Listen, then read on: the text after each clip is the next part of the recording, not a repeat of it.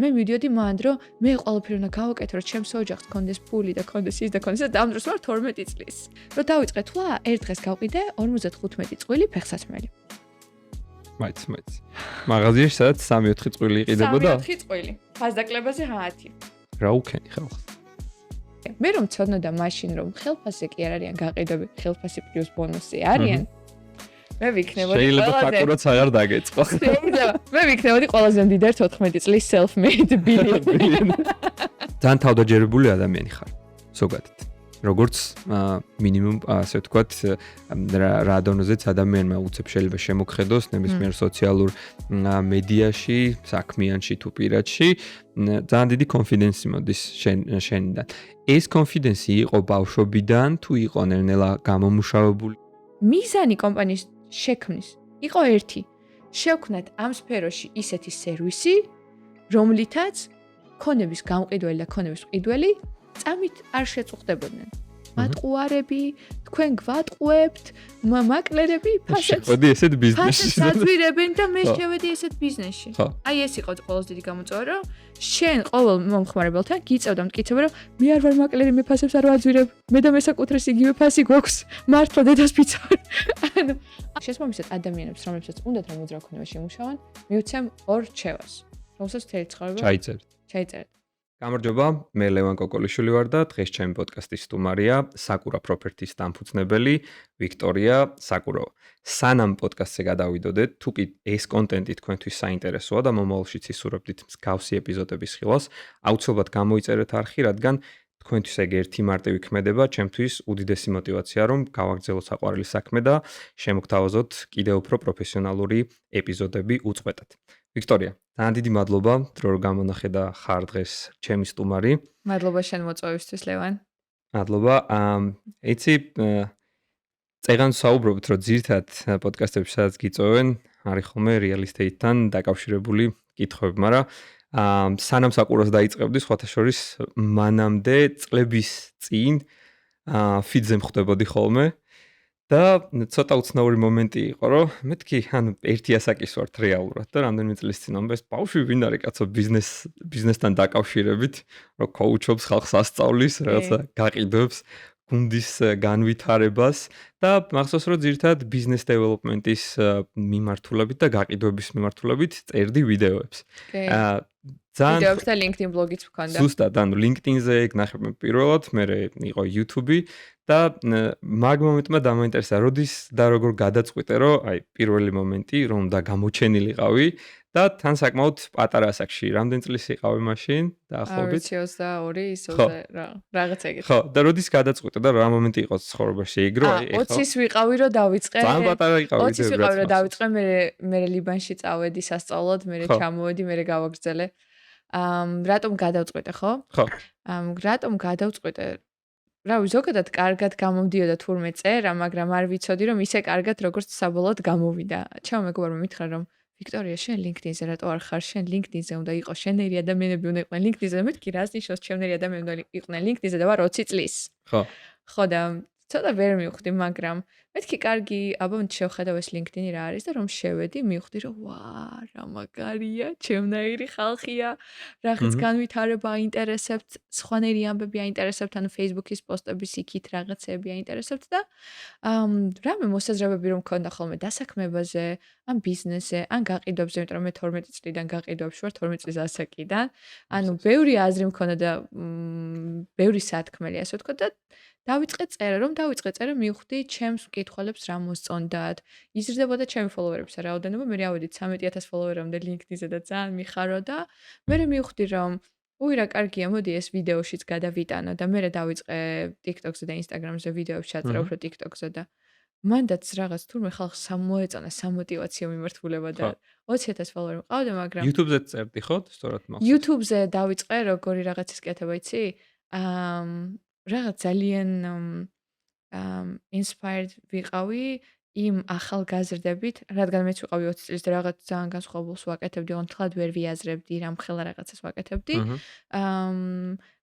ვიფიქრე რომ აი როგორ რადგან ხალხს ესე მოსწონს როდესაც ვაკეთებ, მაშინ მე რაშიც არ ვერ კვევი, ანუ სხვა პროფესიები, იქაც დაინტერესებთ ხალხი რას აკეთებს და ამიტომ დავიწყე ძიება ახალგაზრდების, რომლებიც თავიანთი ასაკისთვის ბევრად წარმატებულები აჰა. არიან, ან საერთაშორისო პროექტებზე არიან გასულები მაგალითად საქართველოდან და მინდოდა იმ სკოლის მოსწავლეებისთვის და თუნდაც სტუდენტებისთვის მიმეცა მოტივაცია, რომ ვისაც არ სჯერა და self doubt-ი აქვს ძალიან ძლიერი, მოტივაცია აჰა. მიმეცა, რომ იცი რა? აი ნახე, ამან თუ გააკეთე, შენ რატომ ვერ გააკეთებ? აი რაღაც აჰა. ამის ჩვენება მინდოდა, ამიტომ დავიწყე YouTube პოდკასტები და ასეთი პოდკასტ სპეისები არ არსებობდა ხო, მაშინ. ძალიან უცხო იყო და მეც ესე მქონდა რომ ეს ბავშვი ვინ არის? კაცო კომპანიებს რო ასწავლის ხო, რაღაც. ძალიან უცხო იყო და მეთქი როგორ გავაკეთე და აი ხო არის აი რაღაც ტონი რობისი, მიყვარს ძალიან ტონი რობისი ამბობს, რომ აი რაღაც ყველაფერი გამოგივა, შენ არ გჯერა თორე ისე გამოგივა და მეთქი მე რა რომ პროფესიონალური კამერები არ მაქვს, მე რა რომ მიკროფონი არ მაქვს, მე რა რომ ეს არ მაქვს, ის არ მაქვს, ტელეფონი ხო მაქვს და რაღაცა პეტლიჩკო ვიყიდე და გავიცანი ჩერეს ვიღაც პროფესიონალი ადამიანები ახალგაზრდებთან სფეროებში და რომ გავიცანი შევთავაზე რომ მოდი ჩავწეროთ რაღაც შენს პროფესიაზე და შოქში ვარ ან ის იყო რაღაც 5 წლის წინ და დღემდე კომენტარები იწერება მადლობა ეს ვიდეო როგორ დამეხმარა და აი ვცდილობდი რომ ტელეფონით მაქსიმალურად რაც შემიძლია ეგ გამეკეთებინა აი ესე წავიდა ყველაფერი და მე ეს ყველაფერი გააჩერა ბიზნესის დაფუძნება კი, სანამ აქამდე მივალთ, იცი, რა მაინტერესებს, ადრე შენი ერთ-ერთი პოსტი წავიკითხე, როცა გეწერა, თუნდაც ის, რომ აი 12 წლის ასაკიდან, რომ საერთოდ სხვა ტიპის ცხოვრებიდან წამოხვედი. მაინტერესებს ეგ შენი ცხოვრების დრაივი, განაპირობა თუ არა, მაგ განსხვავებულმა, უფრო ესეთი გადარჩენის მოუძზე ჩართულმა ცხოვრებამ და შენი აზრით, აი ეგ პერიოდი რო არა, დღეს იქნებოდი თუ არა ის ვინც ხარ? მე მგონია რომ არ ვიქნებოდი ის ვინც ვარ, თუმცა ჩემი მეგობრები სხვა რამეს ფიქრობენ. მაგრამ ჩემი აზრით რა თქმა უნდა მაგან განაპირობა, იმიტომ რომ ბავშვობაში შენ რომ აი დღეს მაგალითად იანვარში ხო რომ მივიდივარ და ვყიდულობ პომიდორს მაღაზიაში. აი პირობითად აი ძალიან პრიმიტიულ რაღაცას ვამ, მაგრამ ჩემს მეგობრებს ამ ისტორიას უყვები ხო. აი პომიდორს ყიდულობ. მე მიყვარს პომიდორი ძალიან და რომ იცი, რომ შენ ცხოვრობ და პომიდორი გაქვს მხოლოდ ზამთარში მხოლოდ დღესასწაულებზე. აი რა სიგიჟია ხო? ანუ რაღაც Wealthy family-ებში ან თუნდაც საშუალო სტატისტიკურ ოჯახში გაუკვირდება ვიღაცას, რომ აი პომიდორი და ჩემთან თითქოს მე არაფერი არ მაკლდა, აი თითქოს რო ოჯახი რო ცდილობს რომ ბავშვს არაფერი არ დააკლდეს, რაღაც, მაგრამ რო იცი რომ გაკლია რა. გრძნობდი და გრძნობ ხო, მაგრამ მეორე მხრივ ლევან კიდევ მეორე საკითხი არის. ერთია რომ კი აი ეგეთი ცხოვრების პირობები და მეორეა რომ საქართველოში მოსახლეობის უმრავლესობას ეგეთი ცხოვრების პირობები ჰქონდა მაგ დროს. კი. მაგრამ ყოველს არ ქონდა დრაივი და მან შესაბამისად ნაწილობრივ ყველაში არ გაღვიძდა ხო? არ გაღვიძდა ხო, ანუ ჩემ მეგობრების ნაწილში უნდა წავიდეთ მაშინ რა, რომ მაინც ისინი მართლები არიან რაღაც მხრივ, მაგრამ იცი რა არის, აქ უფრო იმაზე არ არის შე როგორ ცხოვრება ქონდა ბავშვობაში ჩემი აზრით. ნუ ფსიქოლოგიურად ყველაფერი მაგაზია, მაგრამ ფინანსურად გულისხმობ. აქ უფრო იმაზეა შენ როგორ frames გაუკეთებ. იმიტომ რომ მე ვიცნობ ბავშვებს, რომლებიც უბრალოდ ბავშვობის ასაკში ადამიანებს, რომლებიც ბავშვობის ასაკში არაფერი არ აკლდათ საერთოდ და ძალიან მაღალ შემოსავლიან ოჯახში გაიზარდნენ, თუმცა დღეს თავიანთი ბიზნესები აქვთ და ძალიან მოტივირებულები არიან. და არა ხო და ყველაფერს აქვს თავისი ახსნა, მეცნიერულიც და behavioral analysis, ან ყველანაირი ახსნა. აქ ჩემს behavior-საც, მაგრამ იმ ადამიანებსაც. მაგრამ იმ ადამიანებისაც, რომლებმაც თუნდაც აი ამ ორივე პირობაში ან უჭირდათ ბავშვობაში, ან ყველაფერი ქონდათ ბავშვობაში, მაგრამ არანაირი დრაივი არ მიეცათ. მთავარი აქ ჩემი აზრით არის, როგორ შეხედავ შენ. ანუ მთავარი არის ის, როგორ აღიქვამ შენ ადამიანი მაგ დროს შენს ცხოვრებას. როდესაც შენ ბავშვობაში გაქვს ყველაფერი, აღიქვავ თუ არა, მე მომავალშიც მინდა ყველაფერი მქონდეს, ერთი, ან როდესაც არ გაქვს ბავშვობაში ყველაფერი და აღიქვამ ეს, რომ მე არ მინდა რომ ჩემი ცხოვრება ასე განმეორდეს, ასე გაგრძელდეს. და ჩემი ასე ვთქვათ, მამოტივირებელი იყო ზუსტად ეს. მე არ მინდა ჩემს დასრულობაში ასე ვიცხოვრო. იმიტომ რომ შენ რო ხარ პატარა, შენ ვერ აკონტროლებ. It's out of your control. მაგრამ 12 წლის ასაკში რომ დავიწყე მუშაობა, ეს თითქოს და მცდელობა იყო რომ კონტროლში ამეყვანა ჩემი ცხოვრება, რომ რას ქვია მე მაქვს უნარები და არ შემიძლია რომ შემოსავალი მივიღო 12 წლის ასაკში. ისე ძალიან ბევრს დააინტერესებს და მართლა ეს საყვარელი ისტორია და ეგის თქვი მე კი მაქვს საკითხული, მაგრამ რას აკეთებდი და რა მაგარი ნაბიჯი გადადგი, როცა დედაშენს მაგ დროს მუშაობა არ შეეძლო და შენ თვითონ თქვი რომ აი ხა 12 წლის ვარ, მაგრამ ანუ ვიზავ მაინც რა. ხო, ანუ ეგეთი პერიოდი, ანუ ჩემი მშობლები დაშორდნენ მე ვიყავ 5 წლის და შესაბამისად მომიწია ორ ქვეყანაზე ცხოვრება და ორივეს ჰქონდა რთული პერიოდი თავის ცხოვრებაში, კიდევ დიდხანს დაშორებიდან დაშორებიდან გამომდინარე იყო თუ არა, ეგ არ ვიცი, მაგრამ არც მაინტერესებს დღეს სიმართლე რომ ვთქვა, მაგრამ ორივეს ჰქონდა რაღაც დეპრესიული პერიოდები და ფლოუები სხვადასხვა ბიზნესის მცდელობებში. და ხვდებოდი რომ კი ეს ადამიანები მიყვარს, ჩემი ადამიანები არიან, ცდილობენ რომ რაღაც ვქონდეს, მაგრამ თვალად არ გამოსდით ისე როგორც მე წარმომიდგენია ჩემი ცხოვრება და ამიტომ რა უნდა გავაკეთო ახლა იმისთვის რომ მქონდეს ის, რაც არ მაქვს, მაგრამ უნდა მქონდეს. ანუ მე გადავწყვიტე რომ უნდა მქონდეს. აი ესე გადავწყვიტე უბრალოდ და ვეძებდი გამოსავალს და დავდიოდი ცეკვაზე ერთ ადგილზე, ერთ არტ-ჰოლში, თბილისში არის სხვაგან, დავდიოდი ცეკვაზე და ერთ-ერთი ქალი მუშაობდა იქ და მითხრა რომ ქსელურ მარკეტინგს ეხება ახლა ეს ამბავი. ერთ-ერთი ქალი მუშაობდა და მითხრა რომ ვიქტორიაო, დედა შედი რას აკეთებსო, რას მუშაობსო და მეთქი რაღაც ბიზნესები აქვს რა, მაგრამ ნუ იმ დროს რაღაც რთულები ქონდა დედაშენს ბიზნესში და არ უნდა დედა შენს რომ Oriflame-ში დაიწყოს მუშაობა, Oriflame არის ძალიან ცნობილი ქსელური მარკეტინგი, ჩვენს მაყურებელ ქალებს ეცოდინებათ და მაშინ პირდაპირი გაყიდვების ბუმი იყო. ძალიან მაგარი იყო და მითხრა რომ აიო დედა შენიო და მე ხა რა ვიცი 12 წლის ვარ, აიო დედა შენს თუ დაინტერესებსო, აიო ჟურნალი წაუღეო, ეგრე არის რა. ჟურნალი წაუღეო და უთხარიო რომ აი ფული არ ჭირდება, ჩვენ დავეხმარებით, შეკვეთები მოიტანოს და მე ბრილიანტის საყურეებს ვაჩუქებთ, ანუ რაღაც ისინი გაქვს რა, პრიზები, გაყიდვებზე ხო ისეთი და მეთქი ვარა მაგარია ესეთი რამე შეიძლება, ანუ ფული არ გჭირდება თურმე, იმიტომ რომ აი მშობლს რეონები, აი რო არ შეუძლია შემშობლს რაღაც გიყიდოს და ეუბნები რომ ეს მიყიდეღო ძალიან basic რაღაცაზე ეუბნები, იმიტომ რომ თან მდგომარეობაში შედიხარ მე თან ბავშვი ხარ და გინდა და basic რაღაცაზე ეუბნები რომ ეს მიყიდე და გეუბნები ფული არ მაქვს. ანუ ჩემთვის ეს იყო ისეთი კატასტროფა მოსასმენი რაღაც რომ ფული არ მაქვს, რომ ანუ ვფიქრობდი ვაიმე ჩემი საცოდავი მშობელი, რომ ბავშვი რო ხარ, შენ მიდიხარ შენი მშობლის შეცოდებაში, ანუ ეს არის ბავშვის ფსიქოლოგია რა და სამწუხაროდ მან მივდივართ ძალიან ბევრნი და მე მივდიოდი მანდ რომ მე ყველაფერი უნდა გავაკეთო რომ ჩემს ოჯახს კონდეს ფული და კონდეს ის და კონდეს და ამ დროს ვარ 12 წლის. ხო. და ფიქრობ რომ დედა ჩემი ახლა ისეთ რაღაც დეპრესიულ თუ არ ვიცი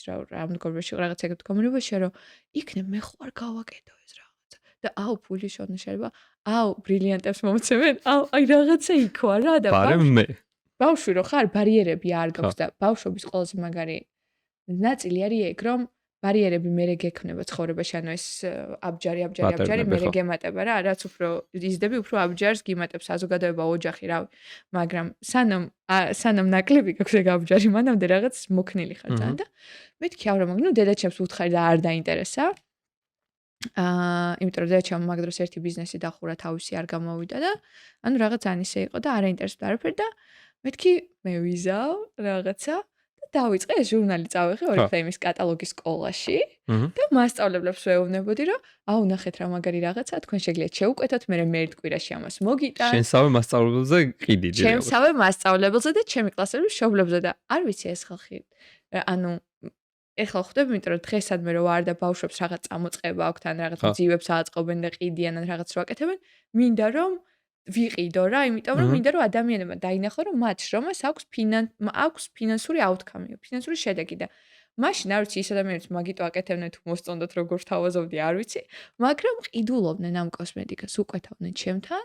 მე არასრულწლოვანი რო ვიყავი, ვერ მარეგისტრირებდნენ, იმიტომ რომ ვერ არეგისტრირებ და დედაჩემს თხოვე პასპორტი და დედაჩემის პასპორტით, ანუ ოფიციალურად იყო დედაჩემი გაფორმებული, მე მივდიოდი და მე ყიდი ყველაზე ცუდი მაგნატელში არის ის რომ ფინანსურად დიდად მომგებიანი არ არის ეგ ამბავი ძალიან ცოტა თანხა გრჩება თუ ადამიანო ქსელური მარკეტინგი არის ადამიანები უნდა დაარეგისტრირონ ხა მე 12 წლის ვიყავ ვის დავარეგისტრირე განა რამდენზე გახვიდე ხო მაგრამ მე ჩემზე ვფიქრობდი რომ აი ამას გავყიდი ამას მივიღებ ამას ეს დამრჩავა აჰა საბოლოოდ რა მოგცა მაგრამ ძალიან დიდი ბაზა მოგცა მე მგონი იმისათვის მე როგორც განვითარდა და რაც გააკეთა ძალიან დიდი ბაზა მომცა იმისა რომ გამიხარდა რომ ფული შოვნა შემიძლია ეგ იყო მთავარი რაც და მომცა. 18 წელს არ უნდა ელოდო. 18 წელს არ უნდა ელოდო და კიდევ დედაჩემ მითხრა მაგ დროს ეგეთი რაღაცა, იმიტომ რომ დედაჩემს როგორც თქვი, რომ რამდენიმე ბიზნესი დააფუძნა და ანუ ჩაუვარდა ის ბიზნესები, სილამე სალონები ქონდა და ჩაუვარდა და ნუ ძალიან რთული პერიოდი ქონდა. დედაჩემ მეუბნებოდა რომ ხალხი რას ტყვის, როცა გაიგებს რომ ჩემი შვილი მუშაობს 12 წლის ასაკში, იტყვის რომ ოჯახი ვერ აძლევს ვერაფერს და მე უცებ მქონდა პროტესტი მაგ დროს ახლა რეალურად ვისაუბროთ, მე მქონდა პროტესტი რომ ანუ რას ქვია თუ მართლა ვერ გაძლევს ოჯახი, რაც უნდა ის გქოს. ხო, ანუ ვერ მაძლევდა. ხო, ანუ მესმის რომ ვიღაც ცდილობს, მერტული პერიოდი აქვს, მაგრამ ესეთი რეალობა იყო და მე ამიტომ მე ვფიქრობდი ჩემ თავზე რომ ხო, მაგრამ სხვა, ანუ მაგ დროს რას ვფიქრობ, იცი? მაგ დროს ვფიქრობ რომ აი სხვას რო შეუძლია, მე რატო არ შემიძლია? სხვას რო აქვს, მე რატო არ მაქვს? და მაგ დროს ეძებ გამოსავალს. მე ვიპოვე ეს გამოსავალი. მე ეს გამოსავალი იქცა იმად, რომ 14 წლის ასაკში კონსულტანტად მუშაობდი ფეხსაცმლის მაღაზიაში, მერტანსაცმლის მაღაზიაში. სულ რაღაცას ყიდიდი. მე სუპერმარკეტში, ხო, სულ რაღაცას ყიდი. ოღონდ ლევან, პრობლემა რა იცი? მე არ ვიცოდი რომ როდესაც მაგარი გაყიდვები ხარ, ბონუსზე უნდა იმუშაო რა. ხო გასწავლა მაგ პერიოდმა მინიმუმ. მაგან არ მასწავლა 18 წლის რო გავხდი. დაგიგვიანია 18 წლის და მისწავლა. 18 წლის რო გავხდი, მე მითხრეს რომ ანუ მე მაგას მეუყვებ მე. ანუ რო ვყიდი ფეხსაცმელს, ანსაცმელს რაღაცან, ფეხსაცმლის მაღაზიაში რო დავიწყე მუშაობა ზაფხულის არდადეგებზე. ნუ იქ არ გვარეგისტრირებდნენ ოფიციალურად, იმიტომ რომ სულ წონები ვიყავით. როგორც ხდება. და ანუ დღეში იყიდებოდა 3-4 წყვილი ფეხსაცმელი. მე რაღაც ვერ ხვდებოდი რატო იყიდება 3-4, იმიტომ რომ ძალიან ბევრი ადამიანი შემოდის და რომ მოდი მითხრა 3-4, მეთქი ან ვერ მიხვდი და ანუ მე მქონდა გულწრფელი დახმარების სურვილი ადამიანებს. აი გულწრფელად მინდა რომ მე რო ადამიანს რაღაცაში დავეხმარები, ანუ ის გაყვეს მუდამ და იყოს ბედნიერი ამის შედეგით, ამ დახმარების შედეგით. და მანდ რო ადამიანები რო შემოდიოდნენ, ესე ფეხზე უყურებდი რა სტილის ფეხსაცმელი აცვია და ესე მომინდა უბრალოდ არის. რა სტილის ფეხსაცმელი აცვია, ვეუბნებოდი რომ აუ იცით ახალი კოლექცია გვაქვს, აი თქვენ სტილში. უბრალოდ რა ეტყოდი რომ ახალი კოლექცია გვაქვს, ანუ ხო იცი ყველა რო ვიშორებთ კონსულტანტებს. მაგრამ პერსონალიზებას ურთავდი უკვე. ეს იყო პერსონალიზებული. სანამ იქ გაჩნდებოდა პერსონალიზებული ედები Facebook-ზე. მანამდე მე ვაკეთებდი ფეხსაცმლის პერსონალიზაციას ჩემი AI-ის თვალით. AI რო გარგებს ხო ხდება, აი ეგ. და ეს მოგიხდება და უბრალოდ რო ეუბნებოდი, გეუბნებოდნენ არ მაინტერესებს, მაგრამ ეუბნებოდი რომ აი ეგეთი სტილის გვაქვს თქვენ მოგეწონებათ, აბა მაჩვენე. არა და ბევრი შემოდიოდა უბრალოდ აი დრო რო უნდა დახარჯო, ხო იცი რომ შეათვალიერო. ძალიან ისეთი ფსიქოლოგიური მომენტია მაგ დროს რაღაც კერინგი ირთვება, რომ ანუ ვიღაცამ შენთვის კონკრეტულად იფიქრა. და ანუ უკვე ყურადღებას იქცევს და არა უბრალოდ რაღაც ახალი კოლექცია რა. და მე იცი რა დავამუღამე? მე დავამუღამე ზომის ცნობა ფეხსაცმლის. და აქვთ ხოლმე ფეხსაცმლის გამყიდველებს. ხო, და ვეკითხებოდი, თქვენ 39 ზომა გაქვთ და? საიდან? კი, და ანუ მანდ უკვე ჰუკი იყო ერთგვარი, ოღონდ მე ამას გულწრფელად ვაკეთებდი. იმიტომ რომ გულწრფელად მინდოდა რომ ეს ადამიანი ბედნიერი გასულიყო ჩემი მაღაზიიდან და რომ მივხვდი რომ რაღაცები გამომდის და მომინდა რომ ჩემი თავი გავზომო, ანუ რა შემიძლია.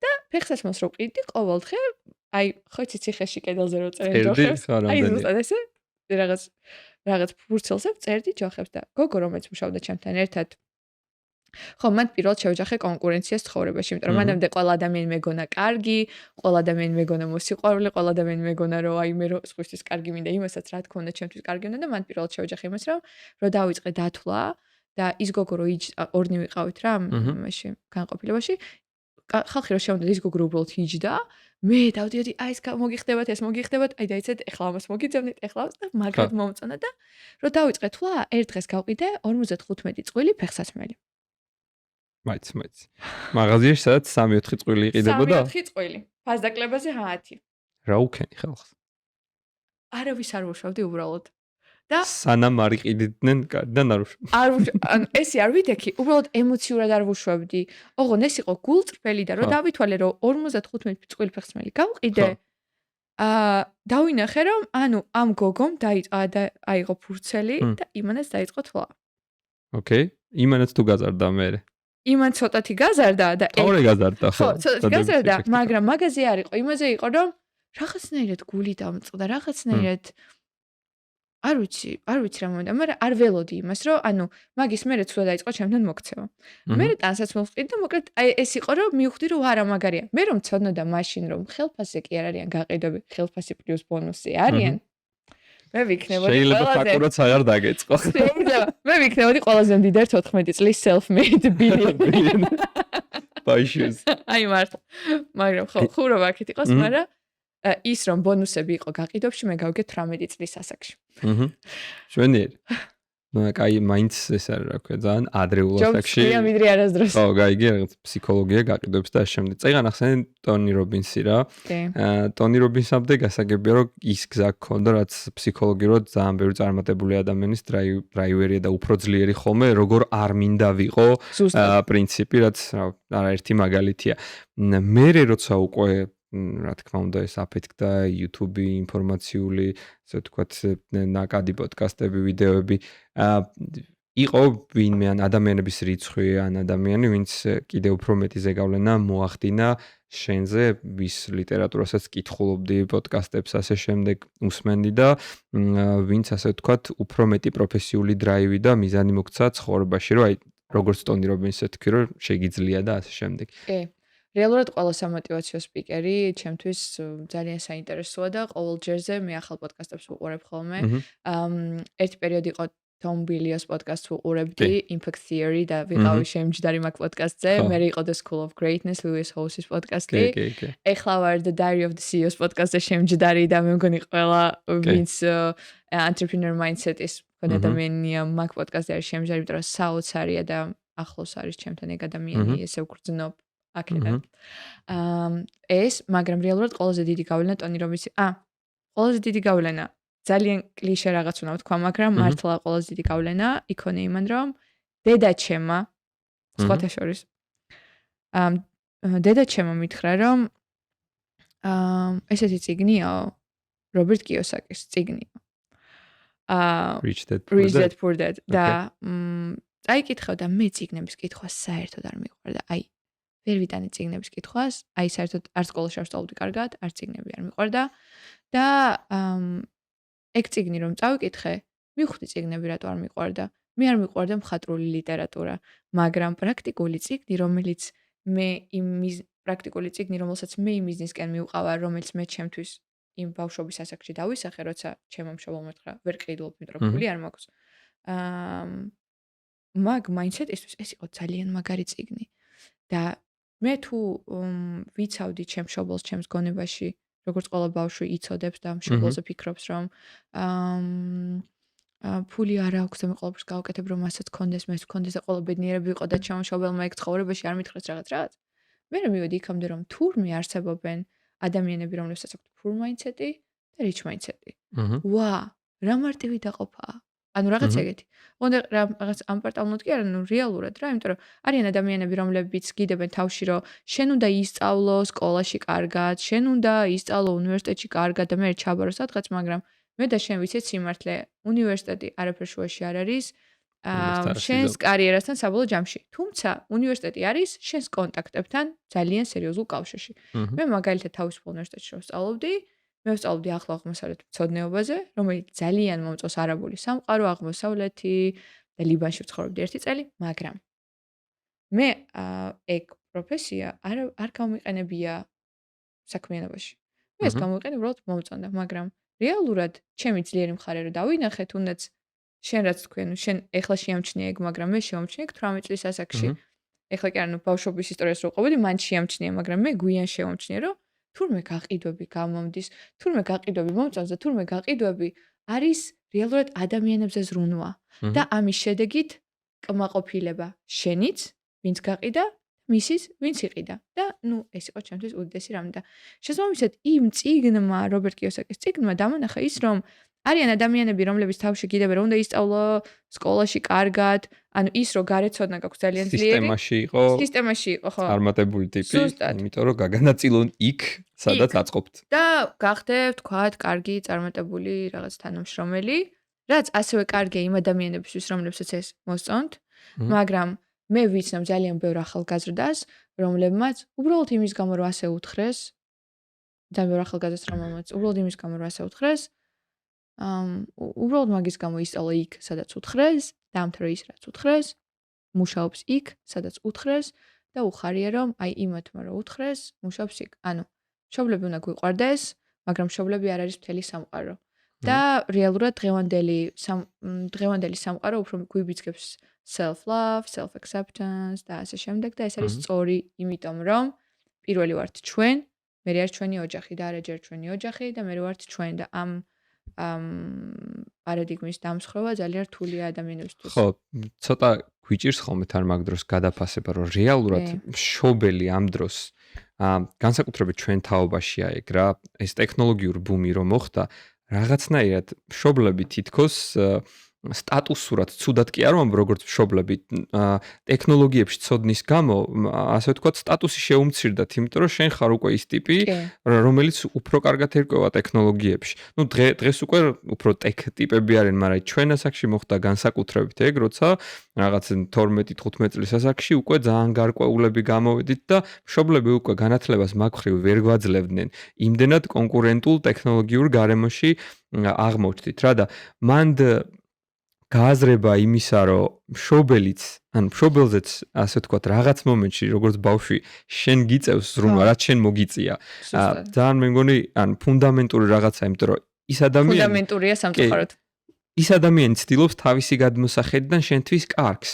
მაგრამ ეს ბარიერი რეალურად სად არის კარგი და სად არის შენი ცხოვრების წართმევა ბრჭყალებში, მე მგონი ყველა უნდა დავფიქრდეთ იმ განსაკუთრებით ეხლა ვინც იწყებს გზას, იმიტომ რომ საბოლოოდ ამ ადამიანს უნდა უბრალოდ ბედნიერი იყო შენ. და არა და რაც იცოდა იმ მომენტში მოგცა ეგ რა. ჩვენ თაობაზე ერთი დამატებითი, ასე ვთქვათ, კიდე რაც ქონდა წინა თაობებისგან განსხვავებით არის ის, რომ ცოტა კრიტიკულად შევხედეთ რა მაგას, რომ მოიცა რომ მეუბნები ამ სფეროში ცოტა მეტი უკვე მე ხო არ ვიცი და ცოტა კრიტიკულად ხარ შევხედავ. რამდენ სიმართლეს მეუბნები. ხო, რამდენ სიმართლეს მეუბნები რა. ძალიან თავდაჯერებული ადამიანი ხარ. ზოგადად. როგორც მინიმუმ ასე ვთქვათ რა დონეზეც ადამიანმა უცებ შეიძლება შემოგხედოს ნებისმიერ სოციალურ მედიაში, საქმიანში თუ პირადში, ძალიან დიდი კონფიდენსი მოდის შენიდან.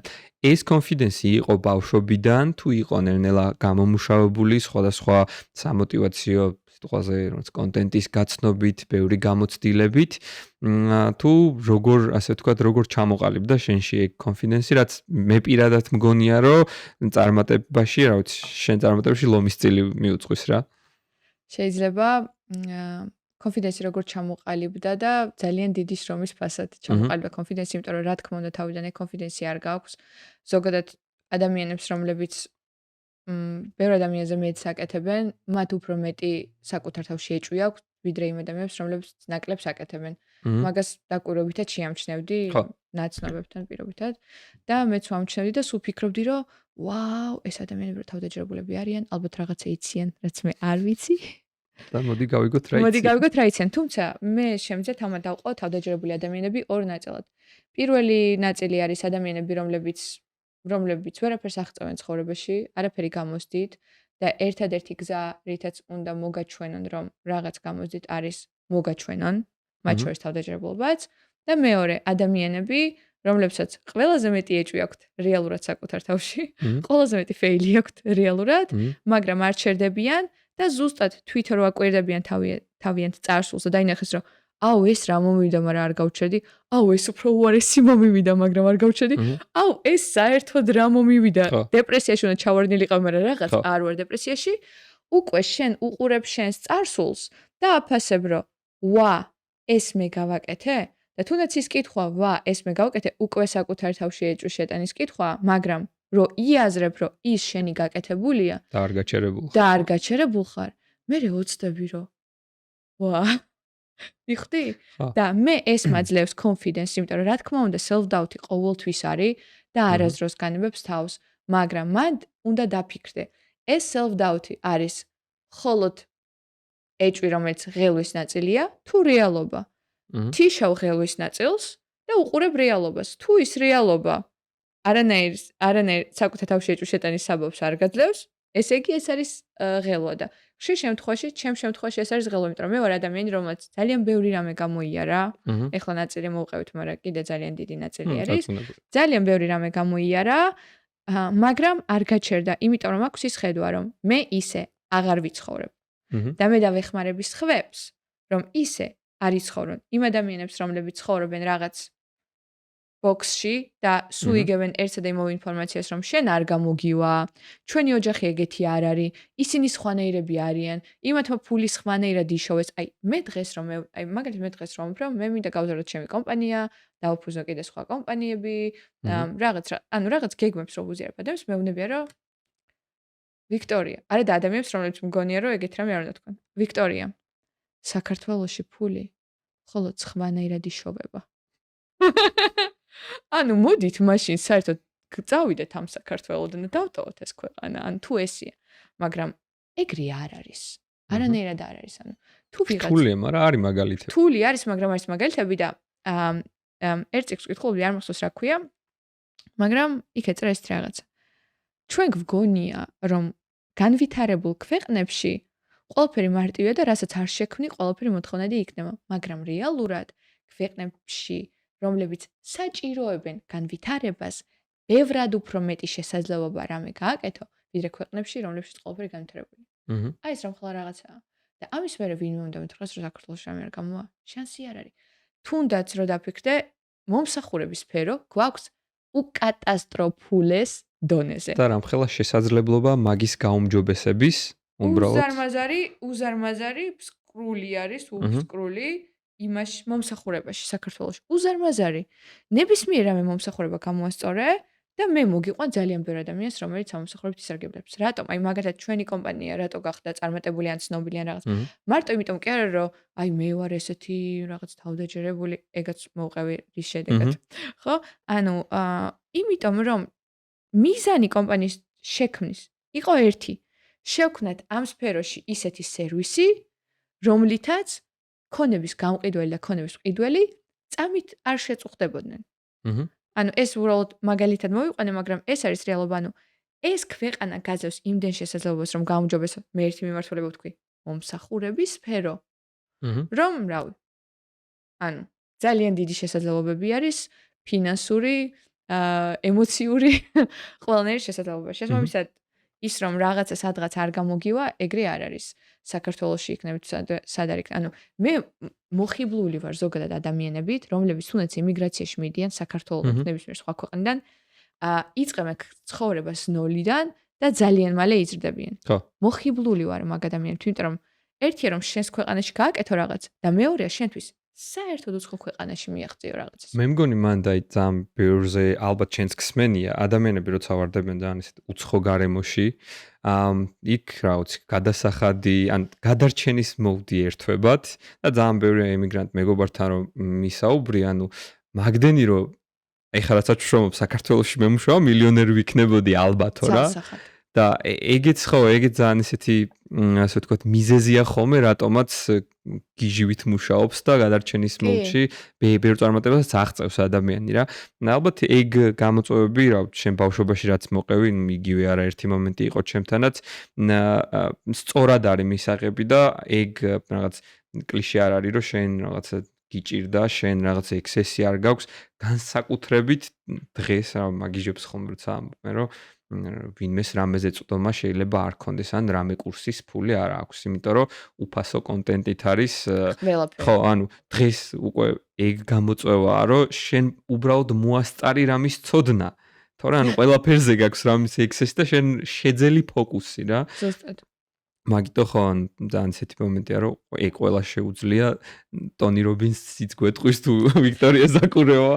უკვე ან ყველას აქვს შესაძლებლობა რა. აიცი რა მითხარი, საკურაში რეალურად ანუ საკურა როდის გადაწყვიტე რომ ამ ბიზნეს კონსულტაციებიდან, რომელიც ასევე ძალიან ისეთი მომენტია რომ რაღაც 20 რამდენი სიყავი ბიზნეს კონსულტანტი რო იყავ, ბიზნეს დეველოპმენტის კონსულტანტი. ბიზნეს დეველოპმენტში 22 წელს ვიყავი, როცა დავიწყე ბიზნეს დეველოპმენტში მუშაობ, თუ 21-ს არ მახსოვს. დაახლოებით 4 წელი ვიმუშავე ბიზნეს დეველოპმენტში. ოკეი, ერთი კითხვა მაქვს, მაშინ სანამ საკურაზე გადავიდეთ.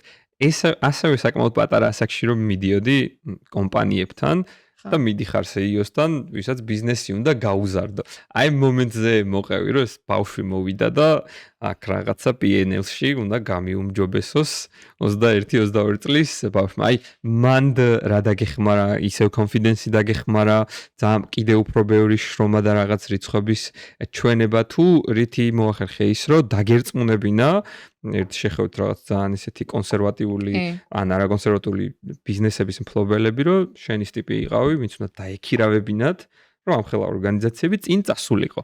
ან ძალიან დიდი ან სავარაუდო სკეპტიკა წამოვიდოდა ეხლა რასაც უყურებ. კი, პირველ რიგში სიტყვა ბავშვი 22 წლის ასაკში ჩემთვის მიუღებელია და კომპანიაში მაქვს ეგეთი წესი, რომ ვინმე სიტყვა ბავშვ თუ ახსენებს 18 წლის პლუს ადამიანზე, ყულაბა გვაქვს სპეციალური ბავშვის ყულაბა ქვია და აგდებს მან ლარს, რატომ? იმიტომ რომ მე მინდა რომ ჩემმა თანამშრომლებმა თავიანთი თავები და სხვები არ დაინახონ ბავშვები, იმიტომ რომ ჩვენ მუშაობთ სერიოზულ სამსახურში, ვყიდით სერიოზულ ქონებებს, სერიოზული ბიუჯეტის ქონებებს და არ მინდა რომ ადამიანი თავის ნაწილს რაღაცა მომენტში ბავშვად აღექოვდეს.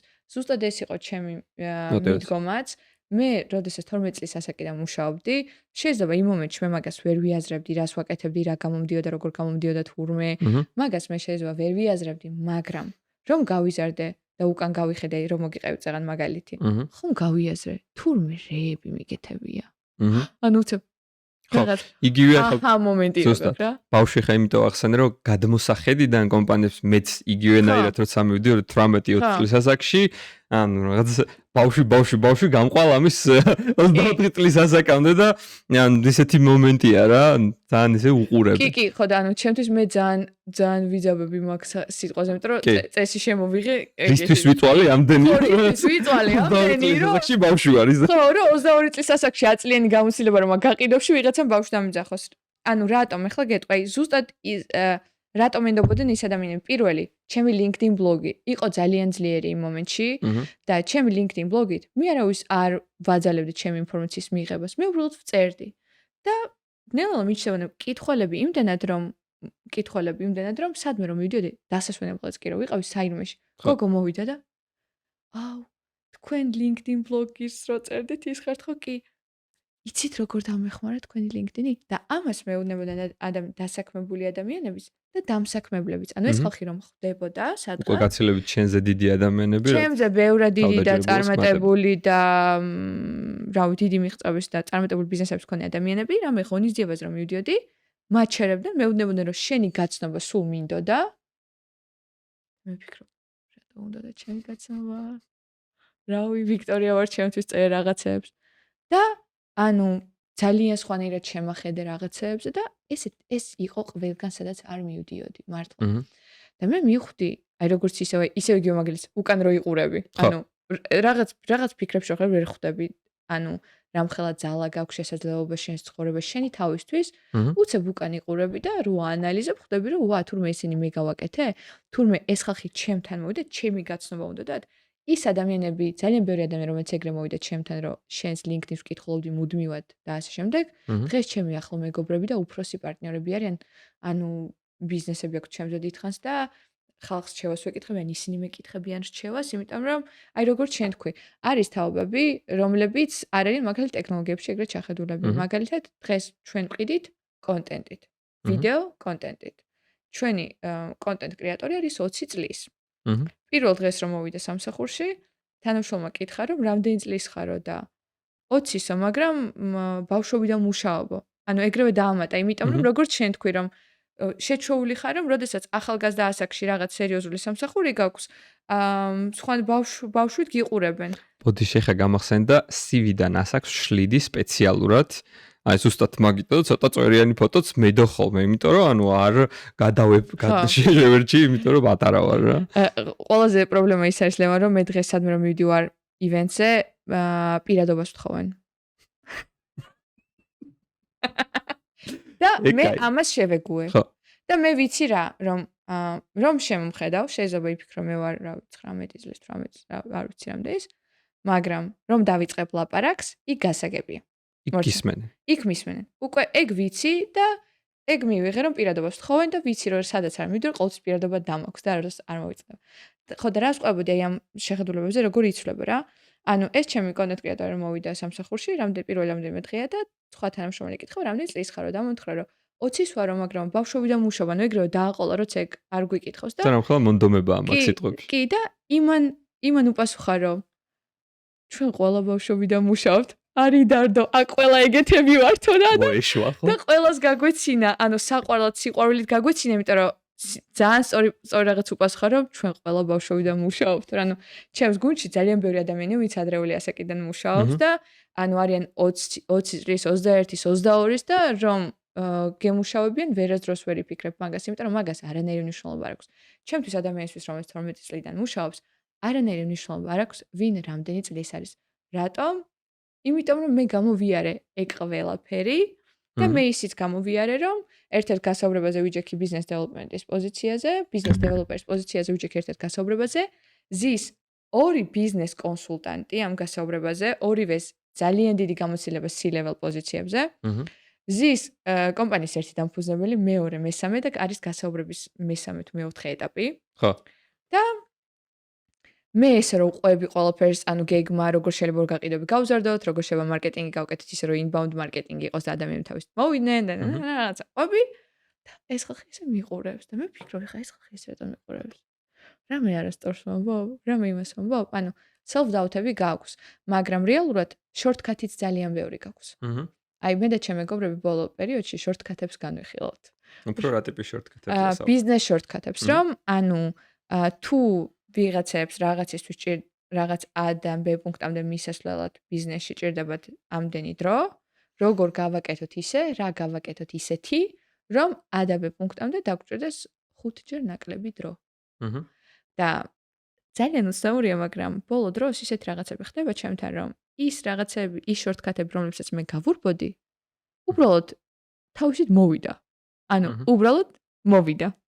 და ეს ნიშნავს იმას, რომ როდესაც შენ გაქვს ზაობა, რომ ეს shortcut-ები მიიღო, მაგრამ გონებრივად გაქვს რაღაც anxiety, ღელვა. მე კომენტარებში წერენ, რომ ინგლისურ სიტყვას რატო იყენებთ, ქართული არის ცოტა. ცდილობ მეგობრებო. ძალით არ ვიყენებთ მართლა. ეს ისევ ჩვენს თაობას დავაბრალოთ. რას ვიზავთ? ანუ როდესაც გაქვს ღელვა, მაგ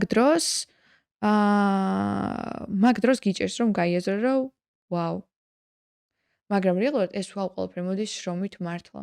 აი მე რო ვფიქრობ, რომ აი საკურა ხო, მაგრამ ჩემი კომპანია უძრავი ქონებს პრემიალურ კომპანია. რამდენ რამეს არის გადარჩენილი, რამდენ დახურვას არის გადარჩენილი. ეს ხო გვერდიდან არ ჩანს. ხო. გვერდიდან ჩანს celebration, გვიხარია რა მაგარია, ჩანს. მაგრამ არის ძალიან ბევრი რაღაც, როდესაც შენ ბიზნესი არასდროს არ გქონია და გვერდიდან გაყიდვები იცი როგორ წარმართო, ანუ მე ვიცი როგორ წარმართო გაყიდვები და მე ვიცი როგორ გავაკეთო მარკეტინგი და ბიზნეს დეველოპერი რო ვიყავი, რეალურად ბიზნეს დეველოპმენტი უფრო მაგ ნაწილს ეხება და არა საოპერაციო ნაწილს. ანუ შეიძლება რაღაც ზოგადად ჭირს, მაგრამ არა, უფრო ამ ნაწილს ეხება. შესაბამისად, ამ ნაწილში მე ყოველთვის ძალიან ძლიერი ვიყავი, მაგრამ რაშიც მე ვიყავი სუსტი, ეს იყო საოპერაციო ნაწილი. რეგლამენტები, წესრიგი, მოვალეობები და ასე შემდეგ. ეგ როგორ დააბალანსე უკვე შენს რეალობაში? ჩემს რეალობაში დავაბალანსე მილიარდი ფეილით, რომ მივხვდი, რომ ანუ ვიქტორია, ვიცი რომ არ მოგწონს ეს საოპერაციო რაღაცები, მაგრამ უნდა გააკეთო და უნდა ისწავლო როგორ კეთდება. ეგ არის. თუმცა უნივერსიტეტშიც, ანუ საქართველოში კიდე რა პრობლემა დავინახე, იცი? საქართველოში არ არსებობს ალბათ ESM არის ერთადერთი ადგილი, სადაც ნაწილობრივ არსებობს. საქართველოში არ არსებობს რაღაცა ძალიან მაგარი კურსი რეალური ბიზნეს მენეჯმენტის. არ არსებობს. ახლა ბიზნეს მენეჯმენტზე უნივერსიტეტში რასასწავლობენ, კი გვაქვს ბოლო დროს შედარებით კარგი უნივერსიტეტები და კარგი ფაკულტეტები და რეალური ბიზნეს ოუნერებს იწვევენ ლექციების წასაკითხად, მაგრამ რეალურ ბიზნეს ოუნერებს მუდმივად არ სცალიათ რომ ასწავლონ უნივერსიტეტში. ლიტერატურაც, აი მე თვითონაც გამოვიარე ეგ რო დიდათ უნივერსიტეტში არც მოსწავლობ, მაგრამ იმდენად მოძველებული ლიტერატურა იყო, რომ მივხვდი რომ უბრალოდ რაღაცა ეს კრიტიკა და აგრესია რო გიჩნდება, რომ რატო უნდა დავხარჯო ამაზე დრო, ისევ წავიდე დავფეილდე, ვიმუშაო და ასე ვთქვათ, ისე მივიღო გამოცდილება რა. ზუსტად კი და მაგას მივხვდი რომ საქართველოში კიდევ სად არის მეგობრებო, ჩავარდნა რაც შეგვიძლია შევავსოთ ახალი ბიზნეს შექმნით, ეს არის ბიზნეს ოუნერებისთვის ტრენინგები. იმიტომ რომ რეალურ ბიზნეს მენეჯმენტზე ტრენინგები არ გვაქვს. რამდენი შეპესე დარეგისტრირდება ნეტა ეხა ამის მე. დარეგისტრირდეს ძალიან ბევრი, მთავარია რომ კვალიფიცირებულ ადამიანებმა დაარეგისტრირონ, იმიტომ რომ არის რამდენიმე კურსი ბიზნეს ტრენინგის, მაგრამ არ არის, როგორც ვთქვა, კონკურენცია. ანუ ერთი კურსია. კიდევ უფრო უკეთესი. და კიდევ, კაი, 1/9, იმ ნახევარზეც მისული ვარ, და ვიცი? ოკეი. ანუ არ გაძლევს იმ რეალურ ხელშესახებ რაღაცას.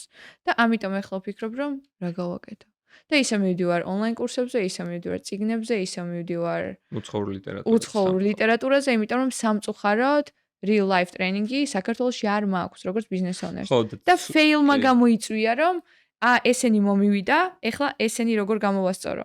და მე გამოვასწორე, მაგრამ ვიღაცას რომ ესწავლებინა ჩემთვის ეს თავიდან. თან ქართულ რეალობაში. ქართულ რეალობაში, იმიტომ რომ ყველა მიცით იქ რა წერია, მაგრამ ჩვენი სუბკულტურა და ჩვენი კონტენტი მაინც განსხვავდება, რასაც ვიღებთ რეალობაში. მაგრამ რას მივხვდი იცი, რომ შევისწავლე ეს ბიზნეს ლიტერატურა, ბიზნეს მენეჯმენტის მიმართულებით, მივხვდი იმას, რომ სხვადასხვა ქვეყნის ბიზნეს ლიტერატურას ვკითხულობდი და მივხვდი იმას, რომ დამწყებ ბიზნეს ოუნერებს როგორი მაგარი გამოცდილებაც არ უნდა ქონდეთ მანამდე ძირთად ერთნაირი შეცდომები აქვთ. ხო, კი. ძირთად ერთნაირი, იმიტომ რომ შენ როდესაც იყავი დასაქმებული, გაქვს ერთი წარმოდგენა, აი, სად ფეილდება ბევრი ადამიანი, რომელიც იწყებს ბიზნესს. ანუ დასაქმებული რო აი მაგაზე ვისაუბროთ, ძალიან მაგარი რაღაც.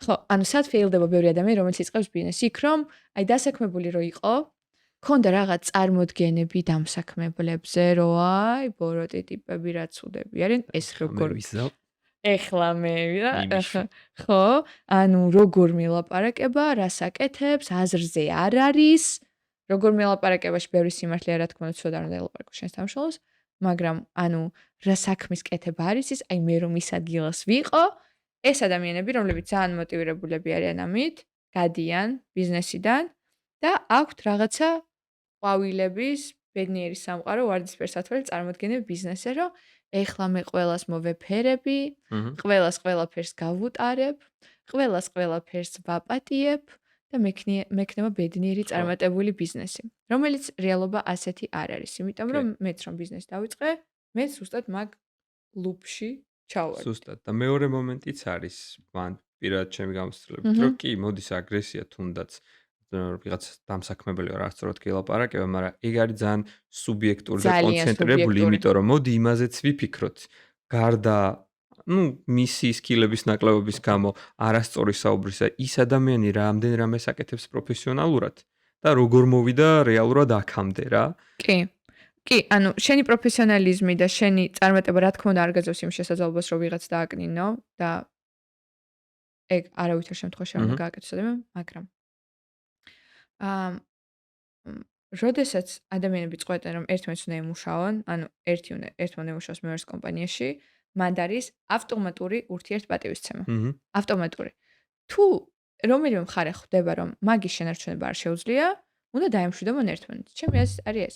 ტოქსიკური გარემო შექმნა არ არის გამოსავალი და მე მქონია ყველანაირი გამოცდილება, სადაც თანამშრომელს შეუქმნია ტოქსიკური გარემო, ან მე რაღაც მომენტში შემიქმნია ტოქსიკური გარემო და ეგრევე დამინახავს, იმისიც დამინახავს, ან იმისი გამიტარებია კიდევ, მიპატიებია კიდევ და ეს აფეთქებულა ეს სიტუაცია, ანუ ყველა მხარეს არსებობს. ანუ, როდესაც მე გავხდი დამსაქმებელი, თუ მანამდე როგორც დასაქმებული, ყოველთვის ერთი მხრიდან ვუყურებდი ყველაფერს, მე დავინახე ორი მხრიდან ყველაფერი. და დავინახე, რომ ანუ იმ დამსაქმებელმა მაშინ მე რომ მუშაობდი ოდესღაც ასეთი რაღაც რო უთხრა სხვა თანამშრომელს, ესე იგი სწორად უთხრა. ან ეს რომ მოიმოქმედა, ესე იგი სწორად მოიმოქმედა, ანუ მეგობრობა ახლა რაღაც ალოდობაზე რაღაცებს არ ვსაუბრობ, ანუ ვსაუბრობ შენი უშლის მიცემაზე მაგალითად რა. ბევრი რამე დავინახე და აი ამ ლუპში ვიყავი, რომ მე უნდა ვიყო საუკეთესო, ყველაზე კარგი ვარდისფერ-სათვალეები, ყვავილები. ანუ ეხლა ვლაპარაკო ბრუტალურ რეალობას. მეგობრებო, ვისაც გინდათ ბიზნესი დაწყება, ვინც გვიყურებთ, თუ გაინტერესებთ, საერთოდ უნდა შეხვიდეთ თუ არა ბიზნესის დაწყებაში, მომისმინეთ. ანუ ბრუტალური რეალობა. როდესაც იწყებ ბიზნესს, უნდა შექმნა ჯერ წესები და მე რომ დაიწყო თანამშრომლების აყვანა. უნდა შექმნა წესები, რომლებითაც შენი კომპანია იოპერირებს, რა თქმა უნდა, ეს წესები შეიძლება იყოს ცვალებადი დროის განმავლობაში კომპანიის განვითარების დროს, მაგრამ წესები აუცილებლად უნდა შექმნა, უნდა კონდეს რეგლამენტი. ყველაზე დიდი შესაძლოა ბიზნესის დაწყების არის ის, რომ იწყე ბიზნეს რეგლამენტის გარეშე და მე რამდენიმე წელი მუშაობდი ისე, რომ რეგლამენტი არ მქონდა კომპანიის და ამან ყველაფერი ცუდად წაიყვანა, იმიტომ რომ ადამიანი გონება რომ არა ესე არ ვართ შეთანხმებულები, არა ეს წესი არ გვაქვს, შენევნები რომ არა ეს წესი გვაქვს და ყველაფერი მე არის ვერბალური და რეალურად მანდარი ზოგადად ძალიან სუბიექტური თუ არ დაიწერა ორივე მართალი ხართ და ორივე მართალი ვერ იქნებით რა. ხო, ეს ან ყველაზე მნიშვნელოვანი რაც შესამოშვით არის. მეორე არის ნდობა. ანუ მე რომ ადამიანები მეუბნებოდნენ რომ ვიქტორია, აი ჩემს ბიზნესში ბევრი თანამშრომელი წასულა, ან წაუყვანიათ, ან რაღაცა, მე ყოველთვის ვიყავი როგორიცი? ოკეი,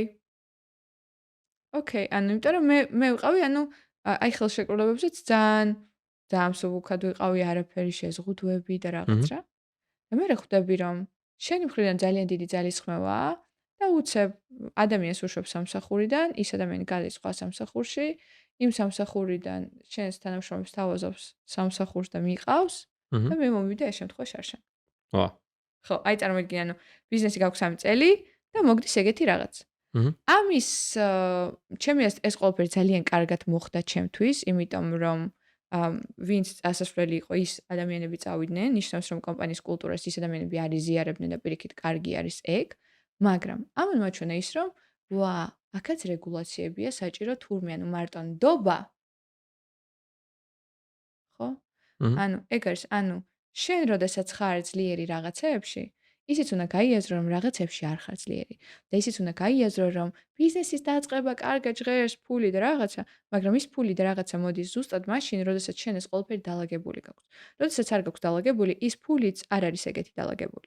ანუ მე რომ ვიცოდი რომ ძლიერი ვიყავი გაყიდვებში და მარკეტინგში, მაგრამ არ ვიაზრებდი რომ საოპერაციოშიც ძლიერი უნდა იყო, თან როდესაც დამწყები ბიზნესი ხარ და საოპერაციო მმართველობით გამოსილ ადამიანს ვერ აიყვან, ყველაფრის სწავლა გიწევს ფეილებით, მე ხვდები რომ ძალიან ფეილებია და მე სწავლობ, მე იღებ რაღაც ცოდნას, მე ვითარდები და ამ ცოდნაზე კიდე გჭირდება ცოდნის დაშენება და ისევ არაკომპეტენტური ხდები, მე აშენებ ცოდნას ხდები კომპეტენტური, ანუ აი ამ წრეზე რო ხარ, როდესაც ხარ ბიზნეს მფლობელი, მოკლედ ხარ წრეზე, როდესაც ხარ კომპეტენტური და არაკომპეტენტური ერთმანეთის მიყოლებით, იმიტომ რომ როცა შენი ბიზნესი იზრდება და ვითარდება, ბევრი ახალი საჭირო რაღაც შემოდის, გამოწვევა, რის გარეშეც შანსი არ არის, მაგრამ მე რას მივხვდი ლევან? მე ვხვდი რომ ეს ძალიან მომწონს.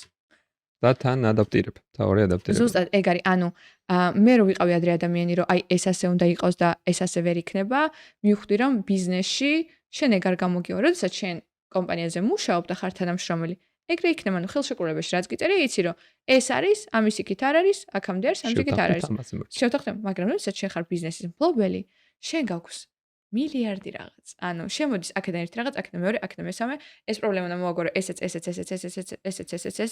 მერე ის კონფიდენსი ზუსტად მანდ მოდის, რომ როგორ რამდენად სწრაფად ვუმკლავდები გამოწვევებს და რამდენად კარგად გამოდივარ ამ გამოწვევებიდან და მერე მოდის ეს თავდაჯერებობა და ანუ იმდენი რაღაც რა მოხდა ჩემი კომპანიის ამ 4 წლის განმავლობაში, რა თქმა უნდა, უკვე ძალიან ბევრი რამე გავიკე და ვიცი კი, სეილებ მარკეტინგი ოკეი ვიქტორია, მაგრამ მოდი გავითაროთ იმაში, რაც გჭირდება და ამიტომ ბიზნესის დაწყების მსურველებს ვეუბნები რომ პირველი წესები, მერე ჩარჩოები და მერე ყველაფერი სხვა. მერე ადამიანების აყვანა, მერე სიხარული, მერე ვარდისფერი სათვალეები და რაც გინდათ მერე ის გაკეთოთ. თავარი არის ეს.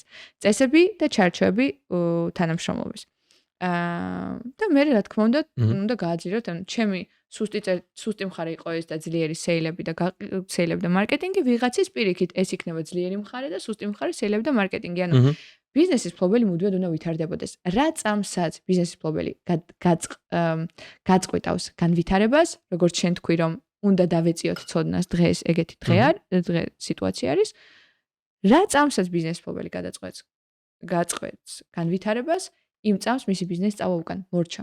და თქვენ ეს უნდა მოგწონეთ. თუ ადამიანი ვერ არის მოქნილი და იცის რომ არ შეუძლია რომ მუდმივად სიახლეებთან, ცვლილებებთან ადაპტირდეს, მაშინ ბიზნესში მისი ადგილი არ არის. თუმცა, თუ უყვარს გამოწვევები, თუ უყვარს დაბრკოლებების გადალახვა, გადარჩენის მოუჩი ყოფნა ოღონდ მიზნისკენ, როდესაც მიდის, თორემ მიზანი რო არ გაქვს, აზრი არ.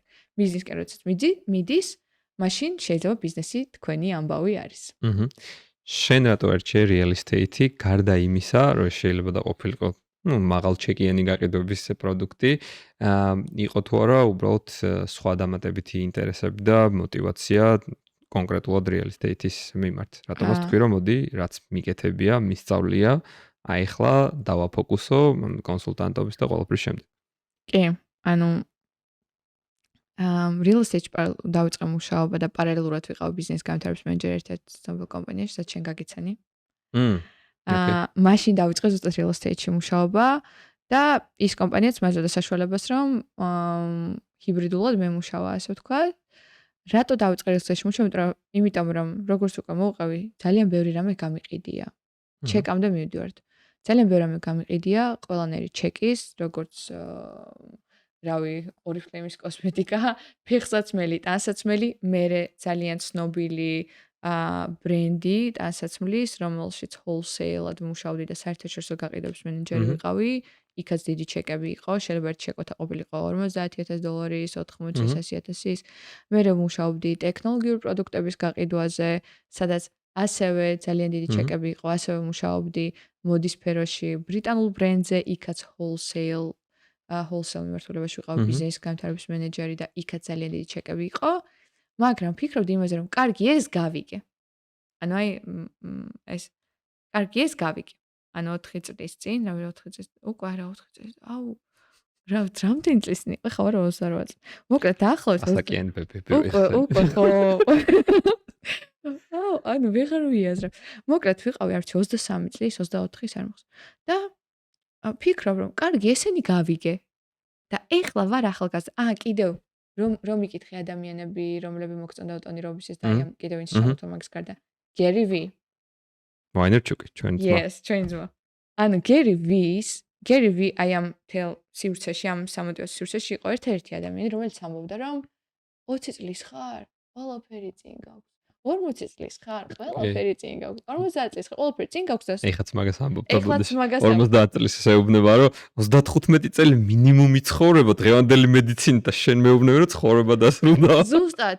და აი ზუსტად ეგ გავიაზრე რომ მე ვარ ახალგაზრდა, მე ძალიან დიდი სამუშაო გამოცდილება მქონდა იმ დროისთვის, ჩემი ასაკისთვის და ვიცი და გააზრებულიც მქონდა და მაგრამ გერი რას ამბობს? ყველაფერი წინ გაქვს და მოდი დავტესტავ.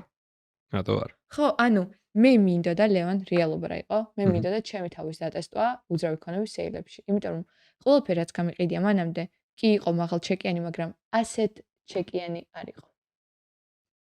ოკეი, მივედით რეალურად ესე მივედით Sakura Properties-ზე. ეხლა შენი ხედვა როგორც ხელმძღვანელის დამფუძნებელის, როგორია საით მიდის და საით გინდა რომ ნახო Sakura Properties მომდევნო წლებში HR-ულად არ გკითხავ 5 წელში და 10 წელში, მაგრამ ესეთი რამე კონკრეტული big goal-ი საით არის უფრო. big goal-ი არის იქ, სადაც რეალურად ვართ. რეალურად, მაგრამ მინდა რომ უფრო დიდ მასშტაბებზე ვიყოთ. აი ეს. და სად ვართ? ანუ რეალურად კომპანიის დაარსების იდეა იყო შემდეგი, რომ მომხმარებელს ბაზარზე მივაწოდოთ ხარისხიანი მომსახურება. ამით დაიწყო. აი რეალურად ეს იყო ჩემი мотиваცია, რომ ჩეკი ჩემი თავის დატესტვა ამ ჩეკებზე, თავიდან ეგ იყო. გამოვიდა. ბაზარ საკლია მომსახურება. მოდი ესე ხო არ წავიდე და ხომ არ ვაჩვენე, იმიტომ რომ ნახე, მე ხომ მუშაობდი უკვე საერთაშორისო კომპანიების გამოცდილება მქონდა.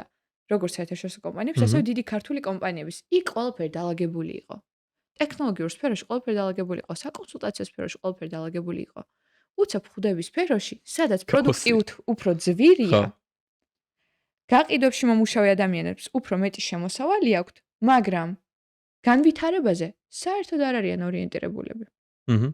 ანუ უმრავლესობაზე ვამბობ, რომ ძალიან ბევრი ადამიანი ვინც არის, მაგრამ უმრავლესობა იმ მომენტში იყო განვითარებაზე ორიენტირებული.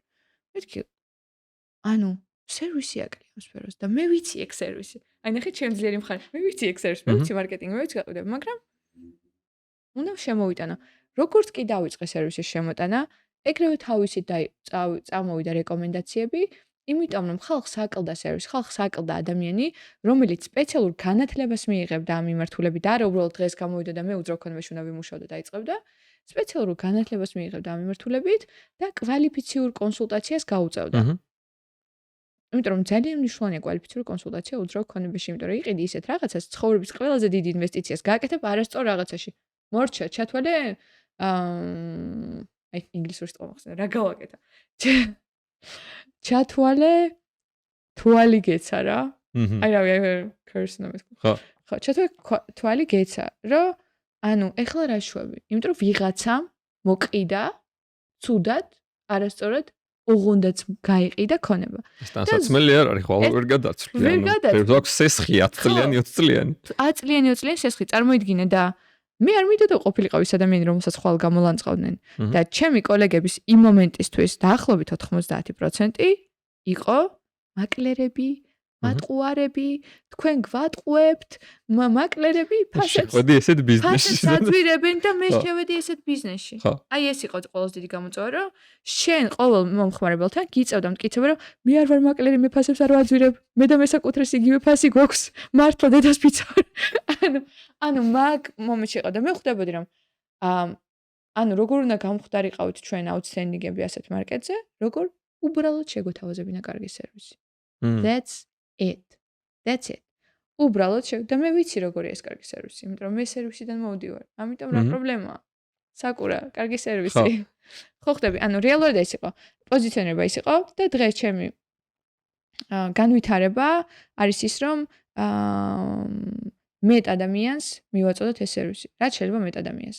და მიხარია ის, რომ ყავს ძალიან კარგი კონკურენტი კომპანიები, ჯანსაღ კონკურენციაზე ვსაუბრობ ახლა, რომლებიც ასევე ზრუნავენ სერვისზე. ასევე და ასეთი კომპანია უფრო და უფრო მეტი ჩნდება და მიხარია რომ მე მაქვს ამაში წვლილი, ჩემს კოლეგებს სხვა კომპანიებში აქვს ამაში წვლილი, რომ როდესაც ეს ადამიანები, რომლებიც მანამდე არ ფიქრობდნენ, რომ უძრავ ქონებაში ტრეინინგები უნდა გავიარო, უძრავ ქონებაში რამე უნდა წავკითხო, უძრავ ქონებაში რამე უნდა დავსერჩო. ანუ მანამდე თუ ეს ფიქრი არ გაჩენიათ ამ ადამიანს, უძრავი ქონების ფოტოები უნდა გადავიღო. იმიტომ რომ მაშინ აგენტების უმრავლესობა 4 წლის წინ იყო ის, რომ არ იყო ნამყოფი ქონებაში. და დღესაც ძალიან ბევრი ეგეთი. თუმცა წილი გაიზარდა კვალიფიციური აგენტების ორგანიზაციები გვაქვს საქართველოში, რომლებიც ავითარებენ უძრავი ქონების სფეროს, ანუ ძალიან კარგი ეტაპზე ვართ, ახლა ვართ იმ ეტაპზე და შესაბამისად ყველა კომპანიას, რომელიც მუშაობს სწორად და კარგად და კვალიფიცირად, გვაქვს შესაძლებლობა, რომ მეტ მასშტაბზე გავიდეთ. ჩემთვის მიზანი ახლა ეგ არის. კი ბატონო. ძალიან საინტერესო იქნება შენი ხედვა დღევანდელ ტექნოლოგიურ პროგრესთან დაკავშირებით, AI, VR და სხვა თულები, რაც შემოვიდა ასევე real estate-ში და ხედავთ გაყიდვებში. მეორე მხრივ არის ის, რომ რამდენად მნიშვნელოვანია ურთიერთობა და მესამე მხრივ არიან ადამიანები, ვინც ახლა real estate-ში არიან, ეწ მაკლერის პოზიციაში რა. შენი ხედვა როგორია საერთოდ real estate-ში ეს ტექნოლოგიები როგორ და რა დონეზე მოელი რომ დაინტეგრირდება და რას ურჩევდი ადამიანებს, რა უნარები, ასე ვთქვათ, გამოიმუშაონ real estate-ში წარმატებისთვის და ხო, აი პარალელი რა რეალურად, იმიტომ რომ მთელი საკურასე ხა რაც მოყევი, უმნიშვნელოვანესი ამბავი არის ურთიერთობა, ღირებულების შექმნა მომხმარებლისთვის და აქ რაღაც AI-სთან დაკავშირებული მოლოდინები და შეში, რომ რაღაც ხალხი აღარ იქნება ამასთან ჩართული. კი. ლეონ, მიუხედავად იმისა, რომ თუნდაც საქართველოში ახლა გაჩნდა ძალიან ბევრი პლატფორმა, აი ყოველდღე მხვდება ვიდეოები, ძალიან ბევრი პლატფორმა, სადაც შედიხარ და მარტივად ყიდულობ უძრავ ქონებას, სიმართლე არის ერთი, ანუ საქართველოში გვაქვს თითქმის მონოპოლია უძრავ ქონების პლატფორმაზე და არ მგონია, რომ ახლა მომავალში შეიქმნა პლატფორმა, რომელიც ამ პლატფორმას აჯობებს, ერთი. ეს პლატფორმაც ამ პლატფორმის მფლობელები ძალიან აქტიურად ცდილობენ, რომ გააჯანსაღონ ბაზარი, რაშიც ძალიან ბევრი დაბრკოლება აქვს, მაგრამ ცდილობენ და ამას ძალიან კარგად ვხვდებით ჩვენ ამ სფეროში მომუშავე კვალიფიციური აგენტები. რაც შეეხება AI-ს, AI აგენტებს დღეს ეხმარება ძალიან ბევრ რაღაცაში, ვინც ამას იყენებს. მაგალითად, ქონების description-ის დაწერაში. მაგალითად. ასევე უკვე ვიცით, რომ ChatGPT შედარებით კარგად საუბრობს ქართულად. რაღაცები ეშლება, მაგრამ ცდილობს. და ამას ბევრი ადამიანი იყენებს. ასევე სცენარის დაწერაში ეხმარება ადამიანებს. ასევე მაგალითად ჩემი ერთი კოლეგა, აი რომელსაც ძალიან დიდ პატივს ვგიჟდები ამ ადამიანზე, რას აკეთებს? იღებს ფოტოებს და ქმნის ვიდეოებს ამ ფოტოების დახმარებით, ამ ქონებების და უფრო engaging კონტენტი აქვს ჰორიზონტალური ფოტოებისგან ქმნის საინტერესო ვიდეოებს. მაგარი. ანუ არ ჭირდება ვიდეოების გადაღება, ქმნის და ძალიან კარგი უკავშირები აქვს მაგაზე. მაგალითად, ესეთ რაღაცები შეგიძლია გააკეთო, თუმცა ის რომ პლატფორმები რატო ახსენე თავიდან ჩემს სფეროს დიდად ეგ ხელს არ უშლის, რატომ? იმიტომ რომ უძრავი ქონების სფეროში გარიგება წყდება ურთიერთობებით. ანუ რაც უფრო, აი როგორც მე ფეხსაც მოსრუყიდი, ხო? ანუ ადამიანი რო შემოდიოდა, მე ვიჭერდი მის ემოციას და მის საჭიროებას და მე ვყიდი მასზე ისეთ პროდუქტს, რომლითაც ის ბედნიერი გადიოდა. AI მაგას დღეს ხვალზე ვერ გაგიკეთებს, იმიტომ რომ ადამიანები სოციალური არსებები ვართ, ევოლუციურად გვჭირდება რეალური გულწრფელი ურთიერთობები და ზუსტად აქედან გამომდინარე ეს სფეროები, სადაც უფრო საკონსულტაციო, საბროკერო სფეროები, ყოველთვის დარჩება საკონსულტაციო, საბროკერო სფეროები. თვალებში ჩანათება აუცილებელი. თვალებში ჩანათება. კი, ანუ მე მაგალითად AI-ს როგორ ვიყენებ, იცი, რაღაც მომენტებში ტოპ ტიპები ვინც არიან, საერთაშორისო ჩემი რაღაც კუმირები, ვქმნი მაგათ პროტოტიპს AI-ში, ვტვირთავ მათ წიგნებს, მათზე ინფორმაციას და ამ შემდეგ და რაღაც კონსულტანტებად ვიყენებ. ხო. ACT-S და ლისტი გაქვს 10 ადამიანის, ხო? და ანუ ACT-S და ლისტი მაქვს და ჩატვირთული ძალიან ბევრი ცოდნა რა. ეს როგორ სიქრეტია თქვი ახლა. მაგრამ ამის მიუხედავად ის, ანუ რატომ მოვყევ ახლა? ის არის ოკეი, მაგრამ ის არ არის რეალური ურთიერთობა. მე მირჩევნია დავჯდე ბიზნეს ოუნერთან და ერთმანეთში ბრეინსტორმინგი გავაკეთოთ, გავცვალოთ ძალიან ბევრი გიჟობა, აქედან გამოვიტანოთ ორი ფასეული რაღაც და გავიდეთ. ანალოგიურად არის real estate ტრანზაქციაში. ანუ დიდი ტრანზაქციები რეალურად კეთდება უფრო მარტივად, ვიდრე პატარა ტრანზაქციები. რატომ? და დიდ ტრანზაქციებში ადამიანები, რომლებიც იხდიან მილიონს, 2 მილიონს, 10 პლუს, ის ადამიანები რეალურად აფასებენ ურთიერთობებს და პროფესიონალიზმს. იმ ადამიანებზე მაკლერულად მომუშავე ადამიანი ვერ გაყიდის ქონებას consistently. შეიძლება გამომართლოს 1-2 რაღაც გამომართლოს, მაგრამ რეალურად ის არის long term გრძელვადიანი ურთიერთობების შედეგი და შესაბამისად ადამიანებს, რომლებსაც უნდათ რომ უძრავ ქონებაში იმუშავონ, მივცემ ორ რჩევას, რომელსაც მთელი ცხოვრება ჩაიწერეთ. პირველი რჩევა არის ის, რომ აუცილებლად მოიძიეთ მაქსიმალურად ბევრი ინფორმაცია უძრავი ქონების სფეროზე, იმიტომ რომ ქართულად ბევრი არ არსებობს, თუმცა საქართველოს უძრავი ქონების ეროვნული ასოციაციის დახმარებით ტრენინგებს აორგანიზებს ეს ასოციაცია და შევძლებთ მან დაესწრონ ტრენინგებს, ეს საქართველოში რაც შეგვიძლია რომ მივაწოდოთ. და მეორე, ვინც რა თქმა უნდა იცის ან ინგლისური ან რუსული ან რაიმე სხვა ენა, იმიტომ რომ ქართულად სამწუხაროდ ჯერ დიდი არჩევანი არ გაქვს ტრენინგების, განსაკუთრებით ჩაწერილი ტრენინგების, რომ მოერგო. მოიძიეთ ბევრი ინფორმაცია, თუნდაც YouTube-ზე უფასოდ არის აი უამრავი, უმაგრესი, ბევრი ლექცია, უძრავი ქონებაში ექსკლუზივის აღებაზე, მოლაპარაკებებზე და ასე შემდეგ. ანუ მიუძღვენით თქვენი თავი განვითარებას. არ იფიქროთ დღევანდელ ფულზე, იფიქრეთ გრძელვადიან სიმდიდრეზე, ასე ვთქვათ. აი ეგ და მეორე რჩევა რაც უნდა მივცე, გაიცანით ადამიანები. ეს სფერო მაგალითად არის, იცი ლევან, ყოველი პირველი ადამიანი, მეორეც არა, ყოველი პირველი ადამიანი, რომელსაც ხვდები, არის შენი პოტენციური მომხმარებელი. და ეგეთი სფერო ბევრი არ არის. განსაკუთრებით მაღალშემოსავლიანი. ამიტომ დარწმუნებული კიდევ ბევრი ადამიანი დაინტერესდება ეხა კონკრეტულად ამ რჩევების გამო real estate-ის სფეროთი. ბოლო კითხვა მაქვს შენთან. კარიერაზე ვისაუბრეთ ძალიან ბევრი, Sakura Properties, მანამდე არსებული გზა. ამ ყველაფრის ტიტულების რაღაც გარეშე ვიქტორია საკურავა ვინ არის რეალურად? გარდა CEO-ი, გარდა ბიზნეს კონსულტანტის ვინ არის და რა ტიპია ვიქტორია საკურავა, როგორც ადამიანი, როგორც ტიპაჟი, შენ როგორ დაახასიათებდი? ვიქტორია საკურავა, პირველ რიგში დავახასიათებდი, რომ არის ფისო მოყვარული. პირველი რაც მახსენდება, ჩემს თავზე არის ეგ. cat person-ი ვარ, სერიოზული. არის ადამიანი, რომელიც ძალიან უფრთხილდება თავის წრეს, თავის უახლოეს წრეს და აფასებს. არის ადამიანი, რომელიც ცდილობს, რომ ისიამოვნოს ცხოვრებით, იმიტომ რომ ახლა ვსწავლობ მაგას, ამ წარმოგიდგენ მუშაობა, challenge და რეალურად ვსწავლობ ცხოვრებით სიამოვნებას. არის ადამიანი, რომელსაც უყვარს ახალი რაღაც გაგება საკუთარ თავზე და მე თერაპიაში ვარ უკვე დაახლოებით 4 წელია და ძალიან მომწონს საკუთარ თავზე რაღაცების აღმოჩენა და ვფიქრობ, ესეა? ეხლა ამაზე რა ვქნა. და ანუ მე ვარ ადამიანი, რომელიც აი უცებ რაღაც სიახლე გავიგე ჩემზე, უცებ ამაზე ვფიქრობ, მუშაობ. გავიგე რაღაც ჩემზე, ვფიქრობ, მუშაობ რაღაცა. ვცდილობ რომ ცხოვრებაში გავაკეთო იმპლემენტაცია, აი ამ ახალი ჩემს თავზე ახალი სოდნის და ამით უფრო ვისწავლო ცხოვრებით სიამოვნება, იმიტომ რომ არანაირ ბიზნესს, არანაირ მუშაობას, არანაირ არაფერს არ აქვს აზრი, თუ შენ ამით არ ტკბები.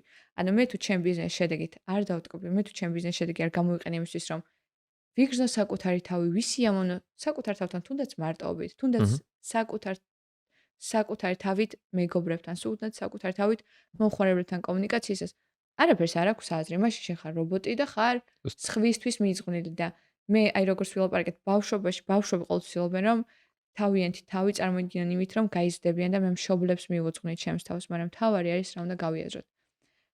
მშობლები წყვეტენ რომ ჩვენ და დავიბადოთ და არა ჩვენ წყვეთ რომ ჩვენ და დავიბადოთ. შესაბამისად, ჩვენ არ ვართ არავის წინაშე არაფრის ვალდებულები, გარდა საკუთარი თავის. მე პირველ რიგში ვარ საკუთარ თავთან ვალდებული, რომ ვიყო ბედნიერი. და ეს არის ვიქტორია. ვიქტორია არის ადამიანი, რომელიც სწავლობს, როგორ იყოს ბედნიერი. ძალიან კაი იყო და ბოლოს გამახსენდა სხვათა შორის აი ძალიან ბავშვობის ასაკში ერთი quote რამაც ძალიან დიდი გავლენა მოახდინა ჩემზე. ალბერტ ელისი არის ეგეთი ამერიკელი ფსიქიატრი და ეს მაგან ჩამანათა რა მაგის გამოთქმამ რომ ადამიანები მანამ ესე ცოტა უხეშად ითარგმნება მანამ ვერ ვიქნებით ბედნიერები სანამ საკუთარ პრობლემებში ეკოლოგიის, დედის, პრეზიდენტის დადანაშაულებას არ შევწყვეთ და არ მივხვდებით, რომ საკუთარი პრობლემის ანარეკლები ჩვენ თვითონ ვართ. ძალიან დიდი მადლობა, ვიქტორია, დღეს მადლობა შენ. აი, მართლა განსხვავებული პოდკასტი იყო და ძალიან გამიხარდა რომ ესტუმრე და აუდიტორიას ძალიან მოეწონება. კი. მე მგონია რომ მოეწონება საკუთარ თავსაც დაინახავენ და ძალიან მადლიერი ვარ აქ. ძალიან დიდი მადლობა შენ ამისთვის და მადლობა იმისთვის რომ მე და შენ დღეს ასეთი მნიშვნელოვანი საინტერესო ღრმა ინფორმაცია გავაზიარეთ. მადლობა შენ. მადლობა.